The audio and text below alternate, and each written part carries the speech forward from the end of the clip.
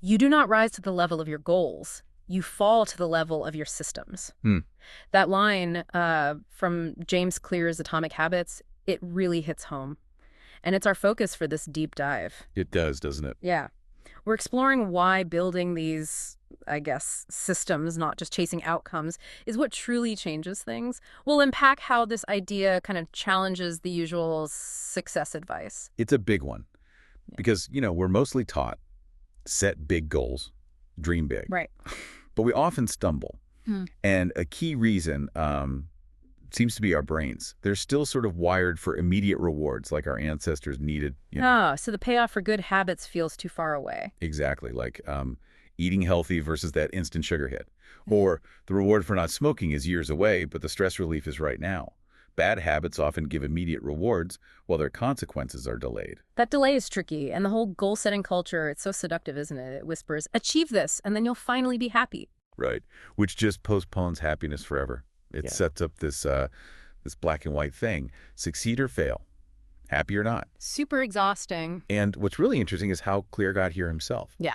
After that awful injury he had. Yeah. His recovery wasn't some big moment. He called it a long series of small wins and tiny breakthroughs. He just had to start small. Like building blocks. Precisely. Very much like how he built his writing habit. Yeah. Publishing articles regularly, growing his email list bit by bit, feeling like an expert even when he felt he was just experimenting. It shows growth comes from consistency, not some grand plan. Okay, so if it's not just pure willpower, then what is it? You mentioned design earlier. Yeah, designing your environment. Yeah. Just trying to resist temptation all the time. It takes way too much energy. It's not sustainable. So make the good stuff easy and the bad stuff hard. Basically, yeah. Yeah. Make good habits obvious, bad ones impractical. It reminds me of Kurt Lewin's equation. Behavior is a function of the person and their environment. BFBE. Right, so your surroundings shape your actions more than you think. Hugely. And this connects to another point Clear makes, the difference between motion and action. Motion versus action. Okay, what's the difference there? Well, motion is planning, strategizing, learning. It feels like progress, right? Yeah. But it doesn't actually produce a result. Action is the doing. And we sometimes stay in motion to avoid failing. That's the insight. It can be a clever way to delay the possibility of failure that comes with real action. And this all ties into identity. How so? The book argues your behaviors often reflect your identity. If you genuinely see yourself as being a certain type of person, say a voter, instead of just someone who votes, sometimes the behavior becomes almost automatic. So habits shape who you believe you are, and who you believe you are shapes your habits. It's a loop. Exactly. The goal isn't just the outcome, it's becoming that type of person. Okay, that's a major shift. So if goals are outcomes and systems are behaviors, where do we start? How do we apply this? Well, the key takeaway is that results, your weight, your bank balance, whatever their lagging measures of your habits, they reflect the past. Right, they show what you have been doing. Precisely.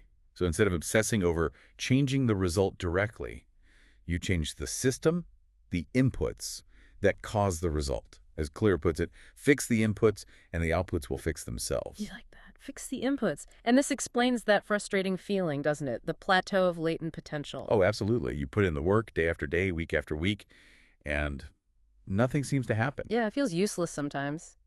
But the work is accumulating, it's being stored, Then suddenly you break through. To everyone else, it looks like overnight success. But it was all that unseen effort finally paying off. That's it. Time magnifies the difference between success and failure. It really does. So real growth isn't about massive bursts of effort, but just showing up consistently. Yes, consistency over intensity. And you know what the biggest threat often is? Not failure. It's boredom. Boredom. Really? Yeah. Doing the seemingly small things over and over. Mhm. Professionals, Claire says, stick to the schedule even when it's boring. Amateurs let life get in the way. You have to, in a sense, learn to fall in love with boredom. Wow. Okay. That requires discipline. It does. And that's why the 2-minute rule is so helpful. Make any new habit take less than 2 minutes to start. Like read 1 page instead of the bigger goal of read every night. Makes it easy to just begin, lowers the barrier. Exactly. Ensures you stay consistent, even on bad days. For me, applying this, I redesigned my workspace. I used to just work anywhere, couch, kitchen table. And I could never really switch off, no clear boundary, but creating a dedicated office space just for Right. work, that one space, one use idea, it totally changed my daily